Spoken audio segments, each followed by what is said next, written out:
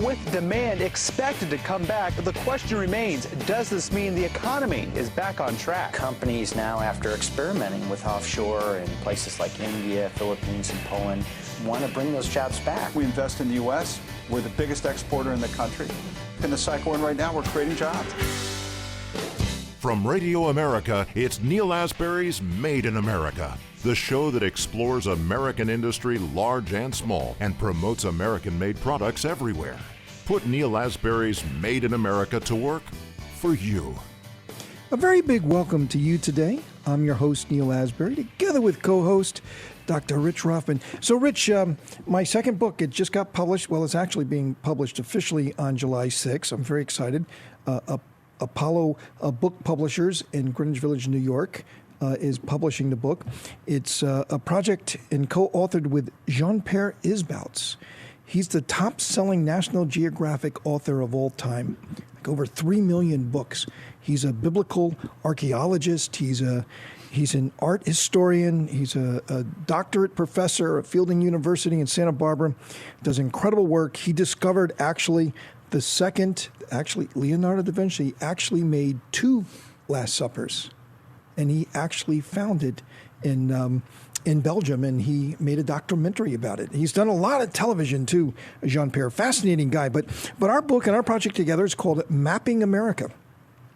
And I have one of the largest collections of antiquarian maps and engravings in the United States. These beautiful documents dating back from the late Middle Ages through the American Revolution. And what we're focused on in this book, we have 3 projects going, actually. We also have Mapping Asia and Mapping the Holy Land. I also have very large collections. But they really tell the story of the Age of Discovery in the Renaissance, where human thought knew no boundary. And all of the advances in the arts and the science and math and astronomy and geography and cartography and medicine, all of these things, just pushing the human mind to think in a way that it was unimaginable back not long before the advent of the Renaissance.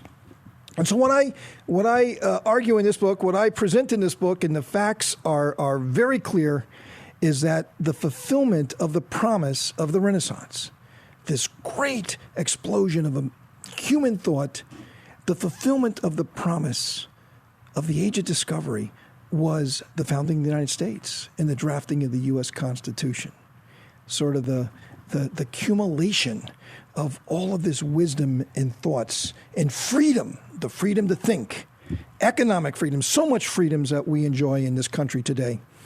It's a non-controversial book. All Americans should come together and love the story of Mapping America. And that's all I got to say. But I got to tell you, I'm holding it in my hand right now, and it's an amazing thing. Rich, we got a great show today. We have your good friend coming on, Cal Thomas. Mm-hmm. I love reading his pieces, the Washington Times. He's always in the Washington Times. I always see that picture of him right there on the homepage, kind of staring at me. But he's got a new book, too, called America's Expiration Date. America's Expiration Date. Ooh, that sounds scary. Well, because he goes back in history and he looks at other civilizations that had great culture and success in government, and they seem to expire on a certain date, sort of like, bad yogurt at Publix. Well, I tell the story of how we all began in the beautiful, beautiful story. And I say we're going to come out of this. We're going to come out of this better. We're going to come out of this stronger. I grew up in the 70s, and I remember all the problems we were having back then as a young teenager. And we thought the world was going to end, and it was the worst days of the world. But we came out of it. We came out of Vietnam. We came out of the Jimmy Carter years, and we were a better country for it. But Rich, we're going to have a wonderful show today, and we're going to talk about all kinds of things. But we're going to start off talking inflation. And let me tell you, folks, inflation really does matter. It has a big impact on your jobs, and it has a huge impact on how our entrepreneurs and small businesses, our inventors, our risk takers, and what they're thinking and how they deploy their money and their assets, a very big deal in job creation and creating prosperity. And joining us right now is Holly Wade, who is the executive director of the National Federation of Independent Business Research Center. Holly, welcome to Made in America. Thank you. It's great to be with you. So we're going to talk today about inflation. Is it going to accelerate? Is it going to decelerate? I guess that's the right word. And NABE does a survey. It's their outlook survey on just the economy in general, and is it growing, and about inflation and all these very important things. And I read the survey that was from May, just last month, and it looks like the GDP growth is going to be strong. It looks like, and I agree to that. Well, we're coming off of a pretty unusual year. But it also says that inflation will start to subside in the second half. And there is where I have a difference of opinion. American manufacturer, I import a lot of things. I import raw materials, getting freight, getting containers. It's skyrocketing. It's going through the roof. What should cost $4,500 to ship a container is now costing $15,000. And then you get in the United States and there's no chassis, there's no drivers. The ports are congested. There's all kinds of surcharges. They're just making money at all points of the supply chain, which ultimately will be passed on to the consumer. I can't see how we're going to avoid inflation with this sort of global supply chain being all gummed up. But you think that maybe a different opinion, that it will subside, or is that your opinion? We'd like to hear it. Certainly. So the National Association of Business Economics, which I am a member of and participate on this Outlook survey, it's a panelist of professional forecasters, and talking about GDP growth, the panelists have grown more optimistic about prospects for growth in 2021 since the previous survey that was released in March. So things are looking better as far as GDP growth. But as you said, related to inflation, it's certainly going to depend on the industry, how that looks for particular industries across the economy.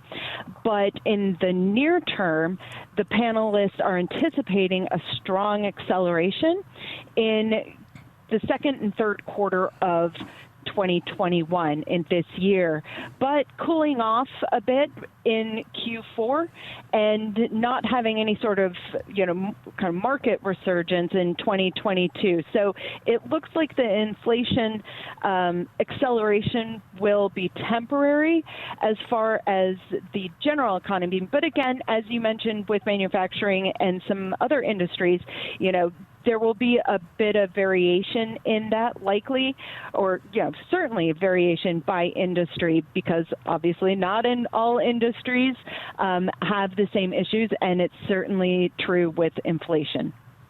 Well, it's very interesting. This is a good conversation to have, because there are a number of folks that have, go to the left, go to the right, go up, go down. I mean, in this week alone, Campbell's Soup, something that we all grew up with, Campbell Soup sees continued and sustained inflation through the rest of the year, this year. NASDAQ, at the same time, NASDAQ and S&P see inflation short-lived, something we're discussing right now.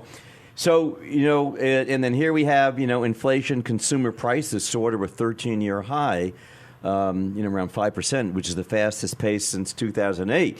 Then you listen to Steve Moore. Because we've been tracking this for a while. Steve Moore, months ago and recently, has said, well, I'm very concerned about inflation. And we listened to Art Laffer and others who have been very much involved in this whole situation with the previous administration.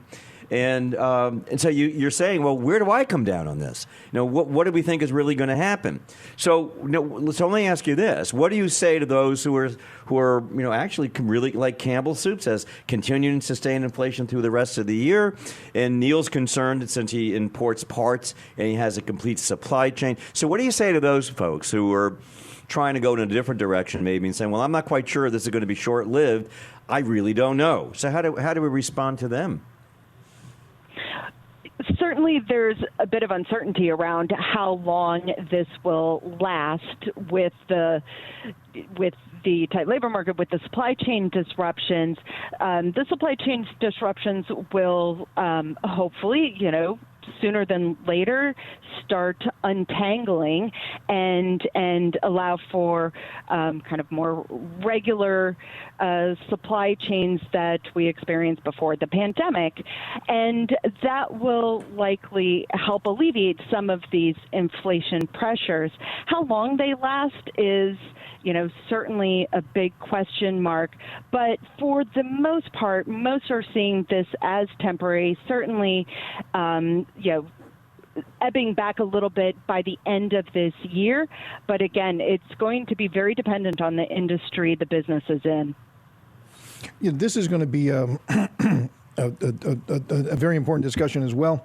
You said something that piqued my interest. We may have to start, but we don't want to end it until we're finished. So we may have to take a break in the middle of this. But I got to get it out there. You said it. The job market. I mean, it's so hard to get people right now.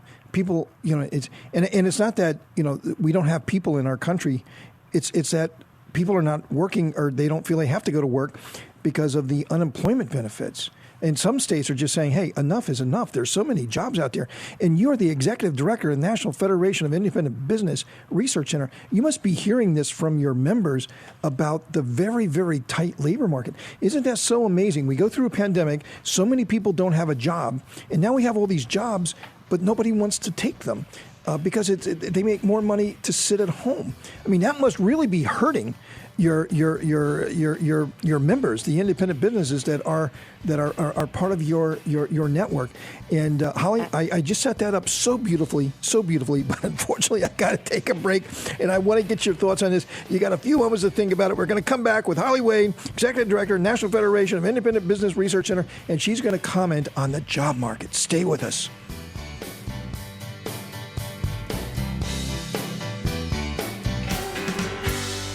Made in America.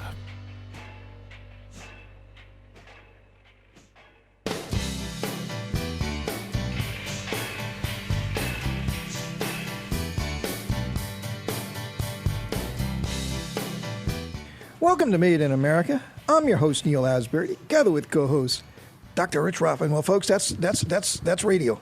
When your producer says you got to cut, you got to cut.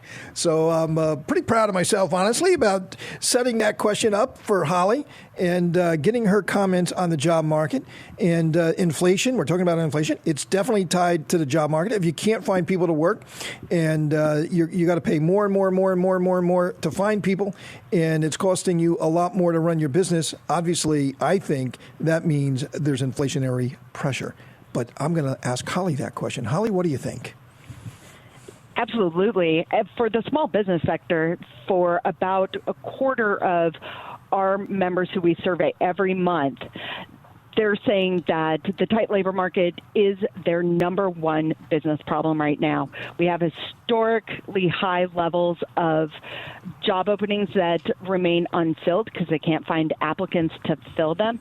It's kind of an extraordinary challenge that they're having moving from the challenge of dealing with regulations that were limiting or restricting business operations to now trying to ramp up those business operations and find people to fill jobs as they are seeing an increase in consumer demand. And so the challenges are shifting, and this is what many are dealing with right now as their top business problem.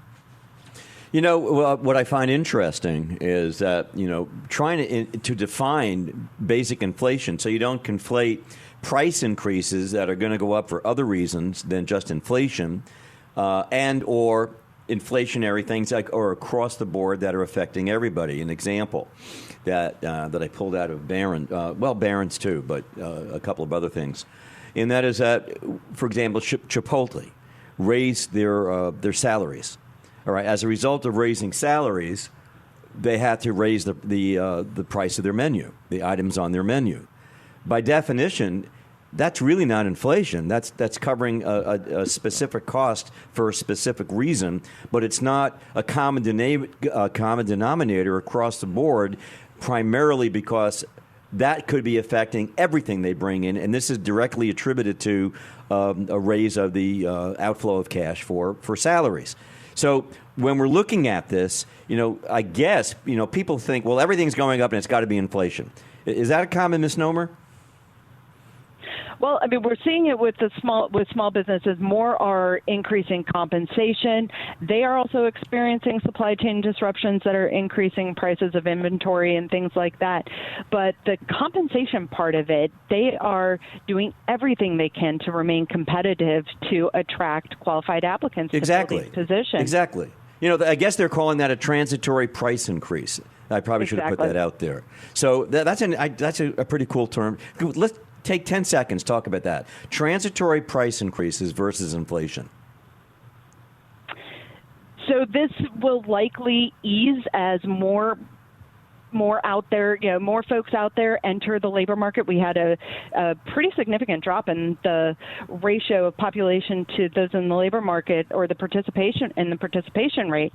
And so as more folks come back into the labor market, we should see an easing of these, sharp increases in compensation to attract folks to those open positions. But they also include, those hiring bonuses and referral bonuses. And small business owners, are a bit restricted in how much they can increase labor costs, because, of course, all of this has to be absorbed somehow, and that is often in raising their prices for their goods or services that they're selling.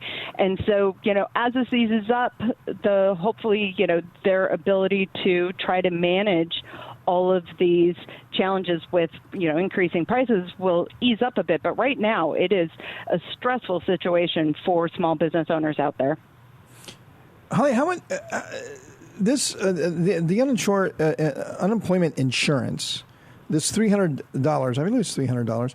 Of just extra money that federal government is giving for anybody who's getting unemployment insurance from their various states. And now a lot of states are pushing back. I think Florida now has decided that July 1st is the last day, or whenever the Governor DeSantis has said. But, there are many states who are saying, hey, wait, our businesses can't get people. We're paying for people to stay at home. I think they're going to be about 22 states that are going to do that. That are just going to say, we don't want the money. Yeah. It's not going to happen. Yeah. The federal government keep your money and so on. So, is that going to make a big difference of getting people back to work and back into the labor force? And is this in the hundreds of thousands? Is this in the millions of people that we're talking about? I mean, what is the impact of this? Sure. It's one of the challenges that small businesses are having, or businesses in general are having, is competing with the federal government with the supplemental unemployment insurance. And to the degree that it's impacting those staying on the sidelines, that will kind of remains to be seen. But it is certainly a piece of the puzzle of trying to have more folks enter the labor market. It's competing with wages, and small businesses are having a tough time. Yeah, it's like a super tough time. So Rich, we got about 20 seconds left. Any final thoughts on the topic? Well, I think there are a lot of pressures on the market right now and on jobs right now. And the more you listen to the small, for example, in Coral Gables, which is in South Florida, is a pretty wonderful community. The restaurateurs are dying to get people to come back to work. They can't get them back. So I think it'd be interesting that when the fees are cut off, the funds are cut off, if they get back to work, that'd be a wonderful thing. These are the unintended consequences, I guess. Think about our restaurants, of what they've gone through. They're being locked down. Yeah, and they finally get reopened. They can't get their people to come back. And now they can't find people to work. Unbelievable. Holly, thanks for being on the show. Holly Wade, Executive Director, National Federation of Independent Business Research Center. Holly, we really, really appreciate you joining us today.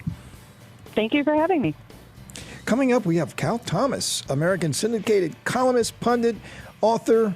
You see him on cable television. He's a radio commentator. He's just got a new book, America's Expiration Date. Ooh, boy, that's scary. Cal's going to be with us here just in a moment. Stay with us. A lot to talk about. Made in America.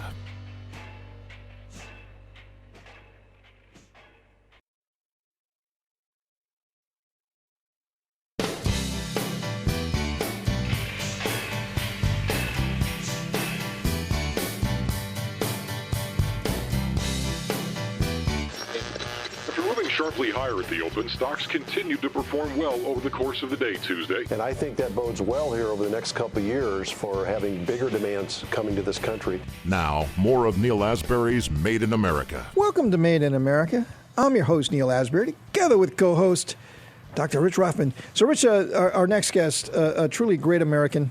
I like reading the Washington Times. I read it every day, and it's right there on their homepage. You could see his photo and his piercing eyes looking right at you, coming up with all of these great columns that he writes for the Washington Times. But he's a syndicated columnist, pundit. You see him on cable television. He's author, radio commentator, all around good guy, and author. He's got a new book out, actually, America's Expiration Date. And you and he had lunch just recently down in Coral Gables. Yes. And you told me it was such a wonderful time. We're very pleased to have with us the great American, the only Cal Thomas. Cal, welcome to Made in America. Well, thanks very much, Neil. Nice to be with you. So, a lot to talk about, a lot to talk about. But let's, we're talking about immigration, and let's talk about immigration. And this is just such a mess down on our southern border. I mean, it's just like rips my heart out. And when I look in places like the Washington Times and others, and I see stuff on immigration, it's just like, I just go past it because it's just terrible. I just hate it. I hate even reading about it because this thing is completely out of control. And so our vice president, Kamala Harris, she goes to Guatemala and she goes to Mexico. I have no clue what her message was. I have no clue what she was saying. Well, neither do they, evidently. And it was like, stay there, stay at home, don't come, stay at home. And then a Guatemalan president said, hey, look, you're the one who created this problem. You guys fix it. You're the ones who that made this mess. So, Cal, what in the world happened down in Central America and Mexico with our vice president? Well, she said she was going down to those two countries to find the root cause of the illegal immigration, or as she calls it, migration. But if you have a leaky pipe in your home, you don't go to the water authority that provides the water. You call a plumber or try to stop it yourself. And the plumber under the last administration was Donald Trump, and the solution, the root cause, was the failure to finish the wall in this administration. Don't forget, Kamala Harris said just 4 years ago that everybody ought to have a right to come to America. We welcome everyone. People are under various threats of bad climate, of military action, all kinds of other things. And then she says in Guatemala, don't come, don't come. She repeats it. And these are mixed messages, but people are coming. Fox has done some really good reporting on this from the border, showing people now from Venezuela who are coming. There is no right to come to America any more than there's a right for me to go to any other country in the world. And any nation that does not control its borders is not going to remain a nation for very long. Well, that's exactly right. It's very interesting that in the past, it had been, the southern border of Mexico was fairly well enforced. And those who snuck in illegally into Mexico were actually placed in jail. It was a very not good experience for those who were arrested and put in jail, particularly for women. And it seems like, that's just collapsed in what's been happening over the last year or so, 2 years almost. For the situation.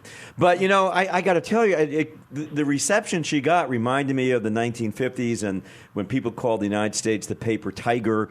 And it's like, well, we're going to throw money at it. We're going to throw money at it. This is a very democratic statement. We're going to throw money at it. We're going to make it better. It's going to be the war on poverty. Now it's going to be the war on migrants, or the war on the reason why they're migrants, or can we help climate change? Can we get rid of the cloud situation? It just seems to be going in 14 different directions. But it's such a mixed message for this government, for this United States, that I get the feeling that things are starting to crumble a little bit on the Democratic side for this, Cal. Well, I certainly hope so. The policy is a tremendous failure. You can't send money to corrupt governments and expect things to be different. Again, Fox did this interview, went to a major slum in Guatemala while Harris was down there. And it asked these people if they had received any money from previous aid sent by the United States. And every one of them said no, not a dime, not a dinero, not a peso. And so what does that tell you? It tells you that the corrupt governments are siphoning off the money. government is not our keeper. This is not this is a perversion of the 23rd Psalm. The government is my keeper; I shall not want. I mean, it fails on the big stuff all the time. The answer to the problem at the border is to shut off the flow. And we're not doing it. It's like if you have a glass of Coca-Cola and you begin pouring water in it, it soon dilutes the Coca-Cola. And if you pour more water and more water in it, it replaces the Coca-Cola.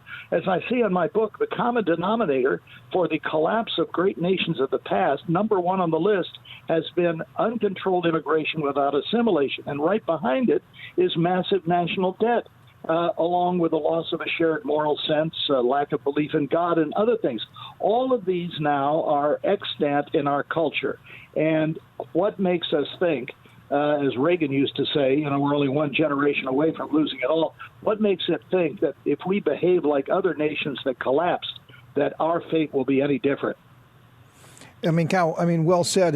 But what we're hearing right now, is this a glimmer of hope? I have to ask you, is the Biden agenda collapsing? Because over the last few days, it hasn't been a good week, right? I mean, this right. HR1 thing, it's not been good. These images and this trip of Kamala Harris, it's been a disaster. Losing Manchin wasn't a good thing for him. Well, he's the filibuster thing, it looks like it ain't going to happen. There's just so much of his agenda that looks like it's at risk. Would you say that? The agenda is collapsing, but it's going to take the Democrats standing up because they're have a majority, as small as it is in the House, and a break even in the Senate to stop it. Are they going to stop the additional spending? Are they going to say, look, enough, we're going to appropriate money to finish the wall? I don't think so. I think most of them are more loyal to party than the policies that are right for promoting the general welfare. It's very, very sad to see. I was born in Washington. I've lived in Washington most of my life. And up until the last 40, 30 years, maybe, you could pretty much get agreement on things that threaten the survival or the health of the United States. Now it's all about political power. It's who's up, who's down, and it's about getting reelected. That's all that matters to many of these people. They come to Washington and they get corrupted after just one or two terms. And it's all about raising money and getting elected. It's not doing the people's business and not protecting the nation against all enemies, foreign and domestic. And one of the enemies right now is uncontrolled immigration. Exactly. Hey, you brought up a couple of great points, something that really stuck out to me. I got to ask you, we got to take a quick break. Cal Thomas, American syndicated columnist, author, radio commentator, cable television commentator. Still a lot more to talk about with Cal. Stay with us. Made in America.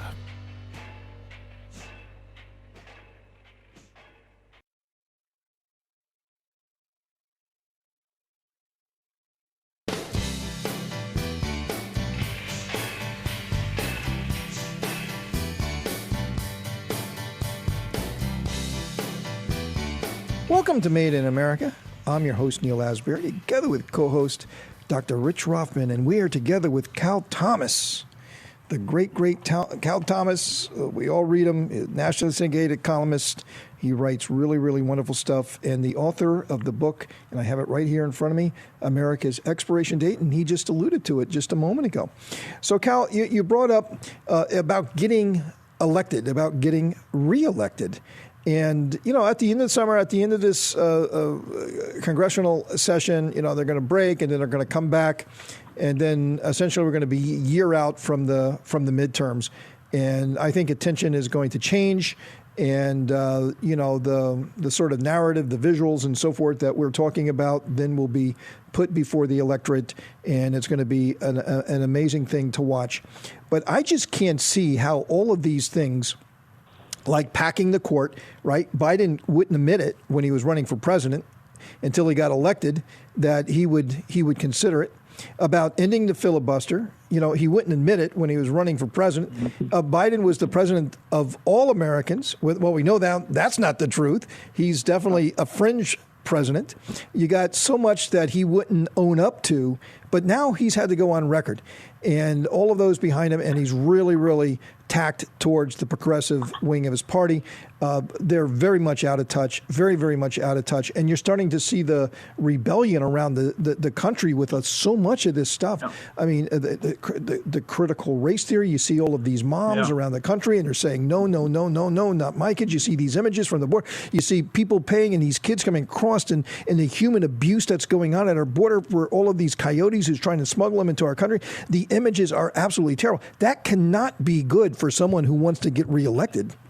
Well, one of the things that has to happen, in my view, Neil and Rich, is that as these members of Congress go home on their breaks, people need to show up at their meetings. This is a democracy, and if we do not engage even between elections, then we're going to let the lobbyists and the lawyers and the rich and the powerful and the Soroses and the rest run this country. They have these town meetings. They have these meetings with constituents. Show up. Voice your opinion. Say, if you continue down this road, I'm not going to vote for you in the next election, and I'm going to organize as many people as I can to vote you out of office. This strikes fear into the heart of every politician, the thought that they might lose the next election.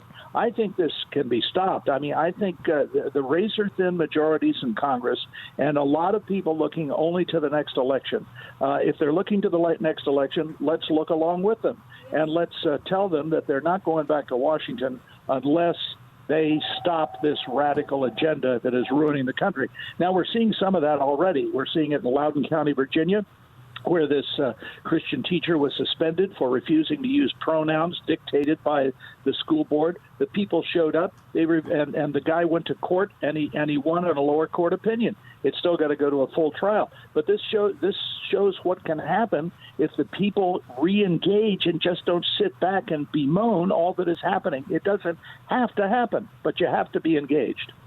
Well, I think that, and we're seeing that almost on a daily basis right now, and it is getting played. I mean, at a very, very basic but very, very important level that relates to critical race theory, that relates to look at crime. PC police. No, let me get this point. You're seeing the mothers and the fathers standing up to the school board and saying, who do you think you are, letting my children be educated, and the word they're using is not educated, indoctrinated, to hate their own country. You're telling them that they're racist children. You're telling them to judge people by their color of their skin. You're telling them there are only two types of people, oppressed and oppressors.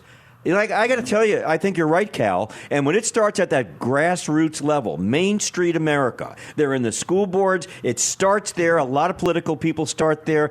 I think you awake Mama Bear. That's what I think. And I think a lot of blue state Mama Bears are look at Virginia are not going to like this. Yeah, absolutely. Yeah. And then a crime on top of that. Mom also wants a safe place for her kids to play. Yeah. And this whole crime thing, Cal. Oh my goodness, right. that can't be working out well. This is why school choice is gaining momentum around the country. People ought to have a right of where they want to send their kids. It is not the state's right to, as you say, indoctrinate or educate kids. This is the parents' responsibility. And if we get more and more school choice, whether it's a better public school, a private school, a Christian school, or even subsidies for homeschooling, we have to deprive them of the raw material. The Biden administration wants to have pre-K, free education pre-K. All that is indoctrinating at an earlier stage. You've got Nickelodeon now, the kids' television channel that has got celebrating Gay Pride Month with drag queen cartoon characters. This kind of stuff is going to go on, but we as parents don't have to provide the raw material. Take them out. Have an exodus. Campaign for school choice if it doesn't exist in your state, and if it does exist in your state, take advantage of it. Hey, Cal, do you have a few more minutes left? Because, I mean, there's a really big topic I want to talk to you about. Are you still available for a couple of minutes? Well, you'll have to pay me overtime, but okay. Okay, well, very good, because this is a really hot topic. We're just warming up right now. So, hey, folks, Cal Thomas, he's going to be back just in a moment. Stay with us. This is going to be a really, really important discussion.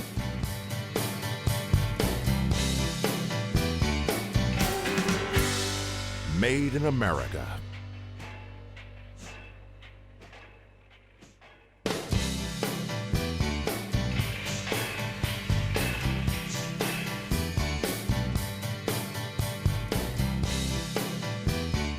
Welcome to Made in America. I'm your host, Neil Asbury, together with co-host Dr. Rich Rothman, and we're together with Cal Thomas, the great American columnist and author and commentator.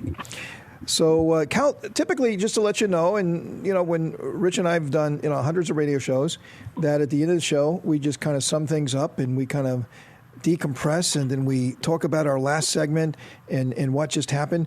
But because of you're going to be our guest all the way until the end. So you're going to help us wrap this show up today, because I have to ask you this question. And as a syndicated columnist and being in Washington your whole career, and I've read your stuff for a long, long time. I mean, you are part of the scene. I mean, you're there. You've seen it all. You've worked with everybody. You've seen everybody. You're there. What's happening with this censorship that's going on in the media today? I mean, that's got to rip your heart out. I mean, it's just so terrible. And big tech, in the role of big tech, in the Democrat Party, the party of the people and, the downtrodden and all of this. No. You just brought up George Soros. They are the party of the uber rich. They are the party of censorship. They have become what they supposedly was fighting against. They have now manifested into their worst nightmare, and they are now their worst nightmare, but they are not smart enough to recognize it. So what do you think about all of this censorship thing in big tech? Well, several things. First of all, most of them share a similar worldview, and that's really important. And they think anyone who doesn't share that worldview, didn't go to the right schools, doesn't read the right newspaper, is somehow out of touch and un-American. I'll give you a quick example of how this works. A friend of mine, a man I've known a long time, is a columnist for the New York Times. I talked to him a few months ago, and he said, "Oh, by the way, are you still writing your column?" I said, "Yeah, 37 years, never missed a deadline. I read yours. Obviously, you don't read mine." So there's the you got him. The worldview. Yeah, there's the worldview problem. Then I remember the 1980s, so the big controversy about certain things on television. The left was saying when conservative and religious people were complaining about the content, increasingly bad language, sexual scenes, and suggestiveness. Well, if you don't like it, just change the channel. Well, now that the shoe's on the other foot, and we have talk radio and satellites and bypassing a lot of the so-called mainstream media, they're saying that people on our side need to be silenced and shut up because we're a danger to America. Why aren't they just changing the channel? Why aren't they just reading their own newspapers and not bothering with people like me? Because they want to squash dissent. They want to squash other ideas. I wrote this column a few days ago, revisiting Orwell's 1984. Newspeak and the Ministry of Truth. This was in response to Secretary of Homeland Security Mayorkas saying that he wanted to set up a system where the government will tell school children what is true and what is false. And that's what prompted my column about Orwell's Newspeak and the Ministry of Truth. Do we want the government, no matter which administration it is, defining truth from falsehood? I don't think so. That's what totalitarian states do. But it's not the, and Rich, you got to get in here. But it's not the government necessarily. It's the private sector. It's the private sector. Private sector, and that's scary. Rich, Cal. Let me throw this. Go ahead. They're joined at the hip. I mean, again, Soros and some of these others, big tech, as you mentioned, they have the same worldview and philosophy as the leftists in the Democrat Party, and so they're joined together. It's like a marriage, or for the left, it's like living together without marriage. But so this is what they do, and they've got the money, and they've got the social platform, and they decide what is legitimate and what isn't. They ban Trump, they ban other people that they don't like. I've been cut a couple of times, not as many as some of my colleagues have, but this is what they do. But the wonderful thing is that we, who are conservatives, have opportunities to get our information and to share that information with our friends. I tell people, they say, well, where can I go to get really the facts or more something that's not in the Washington Post, New York Times? I said, go to the Heritage Foundation. Go to some of these other conservative websites that have policy issues discussed and look at history. I mean, my view is if a policy is working, whether it's from the left or the right, we keep it. If it's not, we get rid of it. Well, very good, Cal. I mean, you wrapped it up as best as anybody could have. Folks, unfortunately, we're out of time. We're very blessed, very happy that Cal was able to join us today. We had a wonderful show. I really enjoyed being with everybody today. Rich, thanks for all of your help and thoughts as usual. But unfortunately, we're out of time. We're going to be back again next week for another adventure of Made in America, where we never stop fighting for your jobs.